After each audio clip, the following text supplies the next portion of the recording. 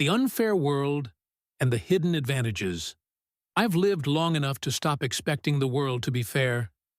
It never was. It never will be. Some people are born taller, stronger, luckier.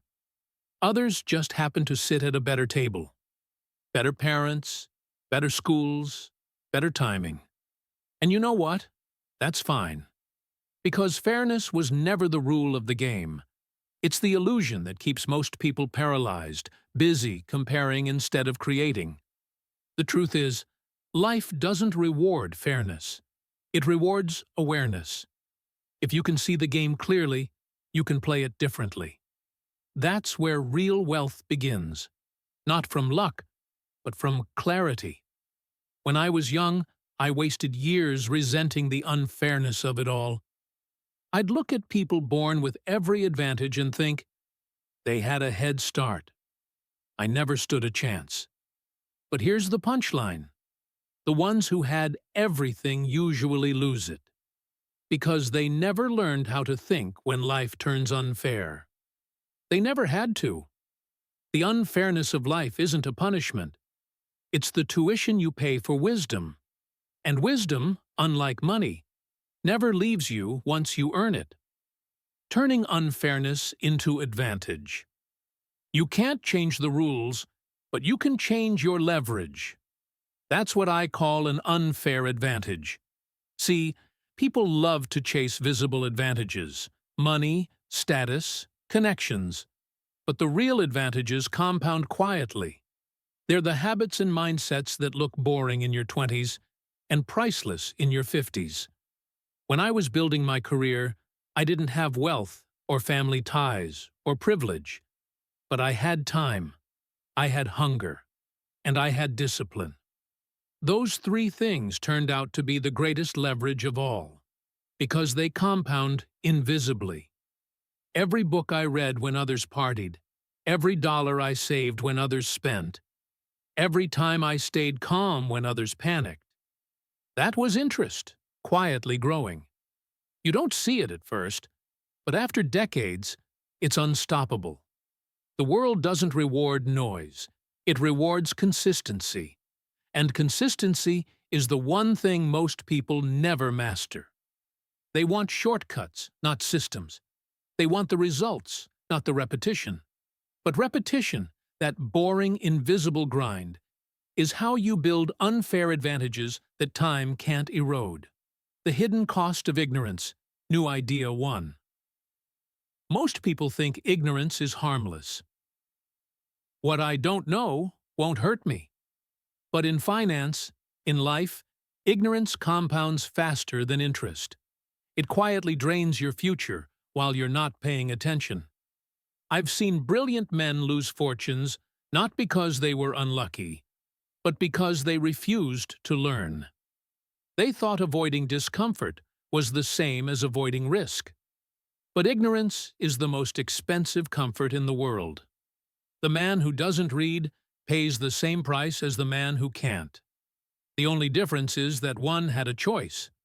Every time you avoid learning, you borrow from your future self.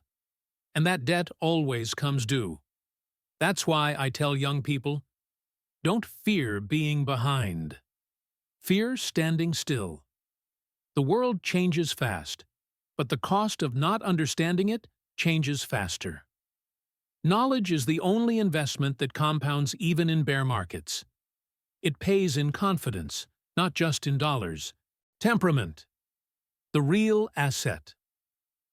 If there's one truth I wish I'd learned earlier, it's this. Temperament beats intelligence every time. The market doesn't care how smart you are. It only cares how well you behave when things go wrong. You can have a genius IQ and still go broke if you can't control your emotions. You can be average in intelligence and still become wealthy if you master your reactions. The difference between panic and patience is the difference between broke and rich. That's it. Over the decades, I've seen this pattern repeat endlessly. Smart people overthink, emotional people overreact, and disciplined people quietly get rich. The truth is, Success isn't built on brilliance. It's built on emotional control. Because emotions destroy more wealth than recessions ever could. Temperament isn't something you're born with. It's trained, the same way muscle is, through repetition, through restraint, through reflection. Every time you resist a stupid impulse, to sell in fear, to buy in greed, to chase what's shiny, you're training your temperament. And that training compounds. It doesn't show up in a chart. It shows up in peace of mind. That's why I say the calm investor always wins, not because he's clever, but because he's unshakable. The power of starting small, new idea too. Most people wait for perfect conditions, the right time, the right market, the right opportunity. They tell themselves, I'll start when I have more money, more time, more certainty. But the truth is, you never get more of those things. You don't need a fortune to begin building one. You just need motion. Small, consistent, deliberate motion. I started with a few $100s, investing like a fool and learning like a student. And that was enough. Because small done repeatedly beats big done rarely. Every habit is a form of compounding. Save a little, read a little, wait a little longer. Those tiny acts look meaningless in a year, but miraculous in a decade. The magic of starting small isn't the size of the seed. It's the faith to plant it when no one's watching. People admire success, but ignore the staircase. They see the peak, but forget the climb. Yet the climb is where character is built. That's why small beginnings matter. They build muscles that wealth alone never will. Character is capital money, comes and goes. Character stays. Every dollar you earn is borrowed against your character. Your habits, your reputation, your self-control, that's your real credit line.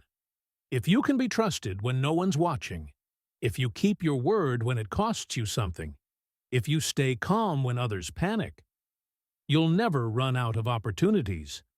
Because people can sense character the same way markets sense value. And here's the irony. The more disciplined you are, the more freedom you get. The less you chase, the more you attract. That's what wealth really is. Freedom born from restraint. You can't buy that kind of leverage. You have to become it. Closing of Part 1. The Bridge to Character and Patience. I've spent 3 decades learning one truth. You don't need to be smarter than everyone else. You just need to stay rational longer than they do. The world will test you through chaos, noise, envy, and illusion. It'll whisper, act now. Don't miss out. But every great investor, every wise human I've ever met, learned to smile at that voice and wait. Because the real edge isn't in speed, it's in stillness. It's the patience to do nothing when doing nothing is the hardest thing in the world. In the next part, we'll talk about that. How patience becomes profit, how character becomes capital, and why. After 50 years of watching people rise and fall, the calmest man in the room always wins. You remember what I said before? The calmest man in the room always wins. I learned that not from books or lectures, but from pain. Watching others lose everything because they couldn't sit still. See, the world glorifies action. We live in a culture that mistakes movement for progress. Everyone's sprinting somewhere, chasing deals, chasing status, chasing validation. But the truth? Most of that motion is just noise wearing sneakers. The hardest lesson in life, and in investing, is learning when not to act, when to stay still, when to let time, not emotion, do the heavy lifting. The discipline of stillness. Stillness isn't laziness, it's mastery. It's the quiet confidence of a man who doesn't flinch every time the world shakes. I used to think doing nothing was weakness, but over the years I realized stillness is the ultimate form of control. Because the moment you have to react, you've already lost control. The market, relationships, life itself, they all test your patience. They tempt you to move when you should wait, to speak when silence would serve you better, to chase when letting go would be wiser. But if you can resist those impulses, even for a moment, you start to see the game for what it really is. I remember the crash of 2008. Phones ringing non-stop, people screaming numbers like they were drowning in them. Everyone was selling, panicking, praying for some sense of control. And there I was, sitting in my office, hands folded, watching chaos unfold like a movie I'd already seen before. Because I had seen it. In 1987, in 2000, in every bubble that ever promised eternal growth. Same emotions, different headlines. That day, I didn't make a single trade. Not because I was brave, but because I wasn't stupid. Stillness looked like apathy to some, but it was wisdom in disguise. You see, the discipline of stillness isn't about doing nothing forever. It's about doing nothing foolish when everyone else is. If you can wait long enough, the noise fades, and truth remains. That's when you move, not from panic, but from clarity. Stillness is like gravity. It pulls all your scattered thoughts, fears, and impulses back into order. It gives you space to think. And thinking, my friend, is the rarest currency in the modern world. Emotional control. The real armor. You can survive anything if you can control your emotions. That's not philosophy. That's survival strategy. Fear, greed, envy, they've destroyed more fortunes than any crash ever could. People don't lose because of the market. They lose because of themselves. I've watched investors throw away great businesses because of a bad headline. I've seen marriages collapse not because of betrayal, but because of impatience. The inability to sit with discomfort. That's what kills peace. The world doesn't teach emotional control. It teaches outrage, comparison, and instant reaction. But mastery begins where reaction ends. You want to know the real unfair advantage? Calmness. The ability to breathe when everyone else holds their breath. The ability to think when others drown in feeling. When markets fall, I don't panic. Because I expect them to. Chaos isn't a surprise. It's the cost of admission. Every decade has its storm, and every storm washes away the weak hands. Emotional control isn't pretending you don't feel. It's feeling deeply and still choosing your response. That's real power. That's the armor no one can take from you. The reputation dividend. There's a form of wealth that doesn't show up on your balance sheet. Your reputation. It's invisible, but it pays interest every day.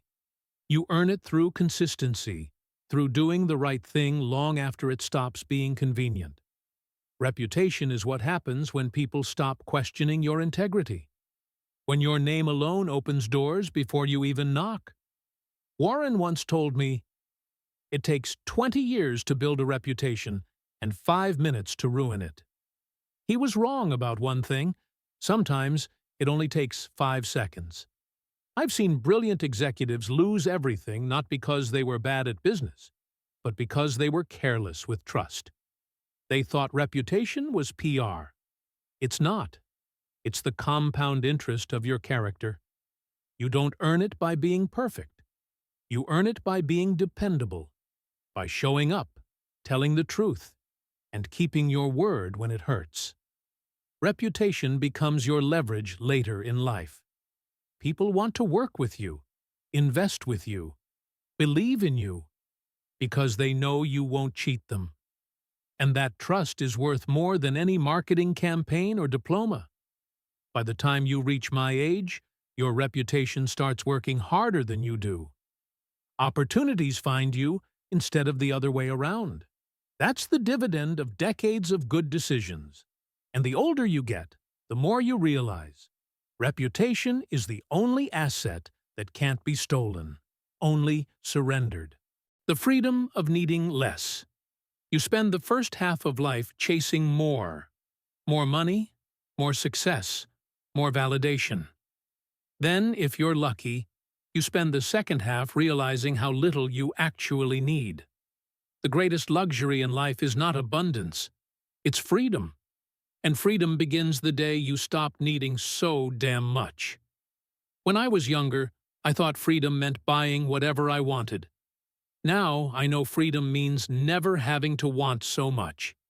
The man who needs less can never be controlled. He can't be bribed, threatened, or manipulated. He's already full. The older I got, the more I started cutting instead of adding. Fewer meetings, fewer opinions, fewer people I have to impress. You want to know peace? Stop competing with people you don't even respect. Stop collecting things that don't feed your soul. Stop proving yourself to those who've already forgotten your name. Freedom isn't in accumulation, it's in detachment. And that detachment isn't cold, it's clarity. You start to see what actually matters. Health, time, relationships, peace of mind. Everything else is noise that just costs extra. When you reach that point, you realize needing less was the ultimate unfair advantage all along. The long game of character. Most people want quick wins. They chase the next deal, the next dopamine hit, the next illusion of control. But everything truly valuable, wealth, trust, peace, mastery, takes years, sometimes decades, to compound. The long game is boring, and that's why so few play it. In my career, I've learned that boredom is the hidden engine of success. If you can endure the quiet seasons, the years where nothing seems to happen, you're already ahead of 90% of people. Because while they're busy jumping from one excitement to another, you're compounding in skill, in reputation, in temperament. You see, the real game isn't about being brilliant for a moment. It's about being consistent for a lifetime. Discipline, patience, integrity. They look dull from the outside, but they quietly build empires from within. Play the long game. Not because it's glamorous, but because it's undefeated. When you stop chasing, you start attracting. I've spent most of my life watching people chase money, recognition, validation, and every time they caught it, it slipped through their fingers. You can't chase peace, you can only build it. And peace comes from alignment, when your behavior matches your values, when you don't need applause to feel complete, when success doesn't cost your sanity. The truth is, the universe has a strange sense of humor. It tends to give the most to those who need the least. So if you want more wealth, start by mastering less desire. If you want more opportunity, stop forcing it. Let reputation, patience, and stillness do their quiet work. Because the man who chases nothing attracts everything. The quiet kind of victory. At this age, I've seen enough noise to recognize silence as victory. You stop needing to win every argument. You stop needing to prove you're right. You start caring more about sleeping well than being admired. People call that maturity. I call it peace. You want to know what real success looks like? It's not private jets or fancy watches. It's waking up without dread and going to bed without regret. It's being the same person in public and in private. It's knowing that your life still has meaning, even if no one is watching. We all start from zero. The question is whether we stay there. Some people chase shortcuts until they die poor in spirit.